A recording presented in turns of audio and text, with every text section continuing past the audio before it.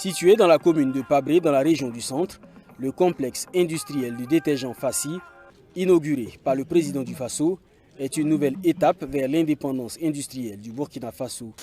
Cette usine de détergent, la toute première au Burkina Faso, vient pour répondre aux besoins croissants du marché.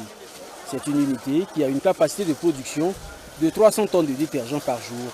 L'investissement du promoteur burkinabé est estimé à environ 4,5 milliards de francs CFA.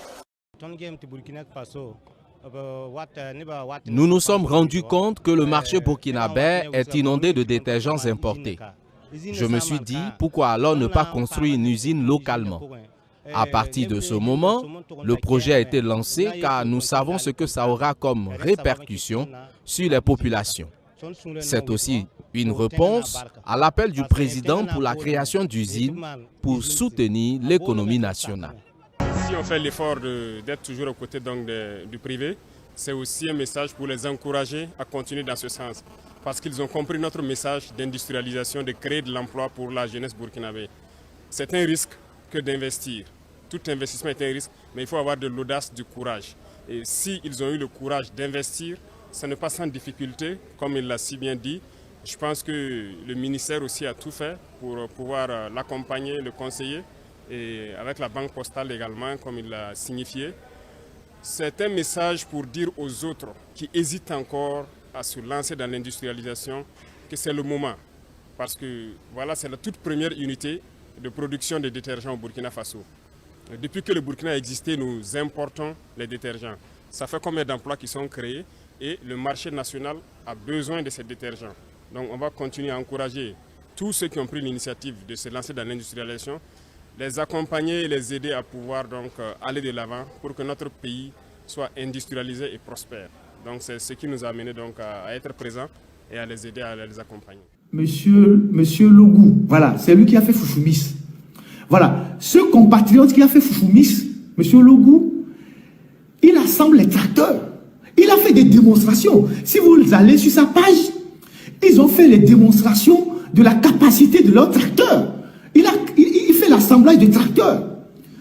Si nous sommes des gens patriotes, ce monsieur qui a fait la technique, qui est très fort, qui a créé, qui fait l'assemblage de tracteurs au Togo, Logou Misom, voilà, l'État togolais, au lieu d'aller importer des tracteurs défectueux en Inde, au Sri Lanka, au Bangladesh, le Togo va créer une plateforme avec les universitaires qui sont à l'INSI. Ils vont mettre de l'argent à disposition de ce monsieur qui est un compatriote. On va lui dire, au bout d'une année, monsieur Logou, sortez-nous de votre atelier 100 tracteurs. Chaque année, sortez-nous 100 tracteurs. Et cet argent, ces milliards qui devaient servir à aller engraisser l'Inde, la Chine, je ne sais pas quoi, cet argent devait servir à booster la technologie au Togo et permettre à ce citoyen togolais qui, lui, a déjà fait l'expérience du tracteur, de produire des tracteurs pour les agriculteurs togolais. C'est comme ça qu'on a une vision de développement pour un pays. Ce monsieur a sorti ses tracteurs. Il a fait l'expérience. Il est allé dans les champs. Allez sur sa page Facebook, vous allez voir. Ce sont des tracteurs très efficaces. Il explique l'efficacité de ces tracteurs. C'est un Togolais. Il a fait le montage du tracteur.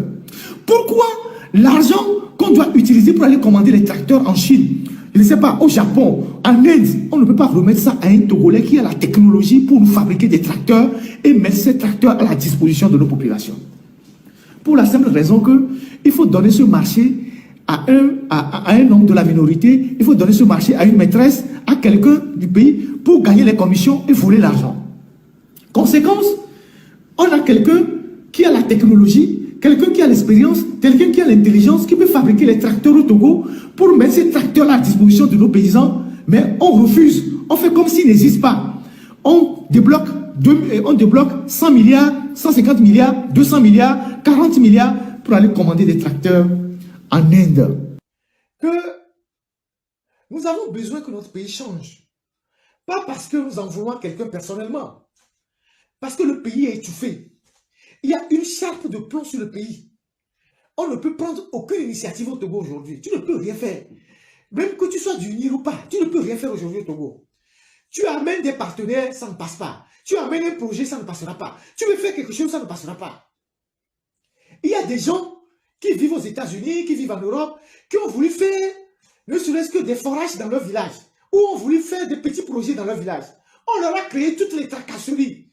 Il est qui? Est-ce qu'il est unir? Est-ce que ce n'est pas un opposant? Pourquoi il veut créer ça? Et pourtant, le besoin est dans le village. Et comme vous savez que chez vous, les chefs même de village sont dans unir, tout le monde est dans unir.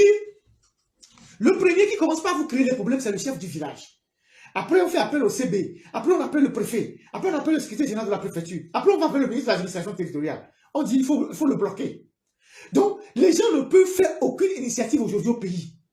À part les bars et les lieux de débauche qui se multiplient au Togo, il n'y a aucune initiative qu'on peut prendre aujourd'hui au Togo. Vous ne pouvez pas amener un partenaire pour investir dans l'agriculture. Vous ne pouvez pas amener un partenaire pour investir dans les transports. Vous ne pouvez rien faire aujourd'hui au Togo. Donc, le pays est bloqué à tout le monde. Même ceux qui font semblant de rentrer, de unir, à un moment donné, on les étouffe. Parce qu'il y a beaucoup d'opportunistes qui rentrent dans unir avec l'intention que, bon, comme ils ne veulent pas changer, on va aller parmi eux, et on va faire semblant d'être militants d'unir, comme ça, on va avoir les portes qui vont s'ouvrir, on va implanter nos projets. Et aussi, on les étouffe.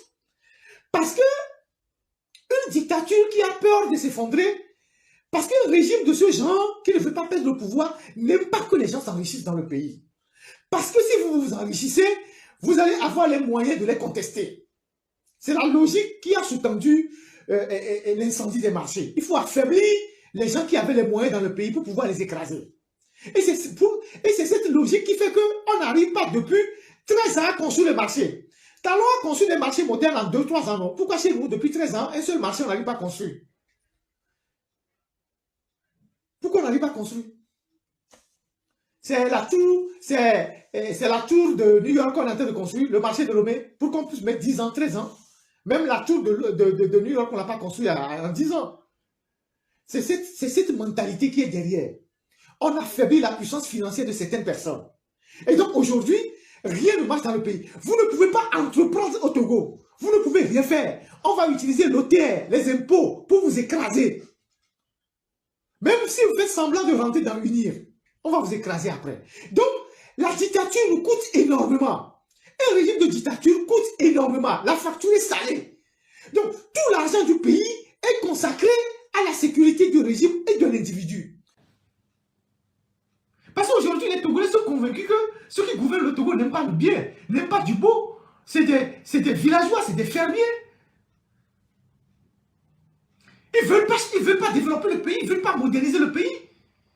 Ils sont contents d'être dans la boue comme ça. Tant qu'eux, ils ont leur voiture, ils ont leur petite villa, et puis bon, ils prennent les vols de classe affaires pour aller ailleurs, ils sont contents. Que tout le pays soit dans un état de délabrement total. Tout ce que nous faisons au Togo, nous faisons des petits trucs. Hein? À chaque fois qu'on veut faire quelque chose, on fait petit à la taille du pays. Alors que c'est un petit pays qu'on aurait pu moderniser. Le Rwanda est plus petit que le Togo. Mais regardez comment la vision de Paul Kagame a porté le Rwanda.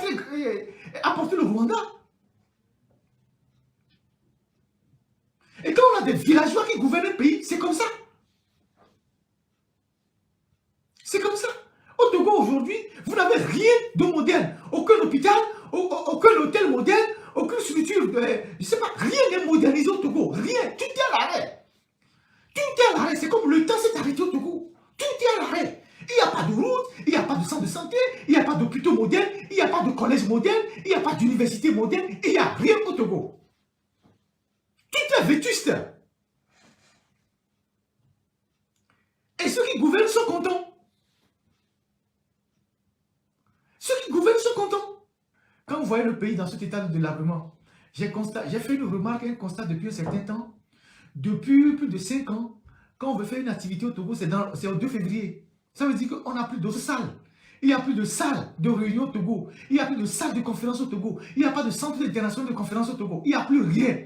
À chaque fois qu'on va faire un grand événement, c'est au 2 février. Avec un tapis, il y a toujours un tapis au 2 février là, qui est un peu bizarre. Là. Un tapis qui est comme la peau de guépard ou quelque chose comme ça. C'est dans la même salle qu'on fait toutes les activités à Lomé. Le palais de congrès que les Chinois ont fait au Togo, ce n'était même pas le palais de congrès. Maison du RPT que les Chinois ont fait là, il y a des morts. Dans les années 70 ou 74 là. C'est un délabrement là-bas. Maintenant, on dit qu'ils sont en train de rénover, ils sont en train de, je ne sais pas quoi, qu'est-ce qu'ils sont en train de faire là-bas. C'est un délabrement. Hein? Un chef d'État qui a de la vision, il rase tout ça, il sort là-bas de terre un véritable, je ne sais pas, un immeuble, je ne sais pas, une bâtisse de moderne. Pourquoi vous ne pouvez pas arranger le pays? Vous êtes là, d'accord, vous ne voulez pas partir, d'accord? Bon, on n'a aucune force pour vous enlever pour le moment, vous êtes là, mais devenez travailler. Travailler. Arranger le pays.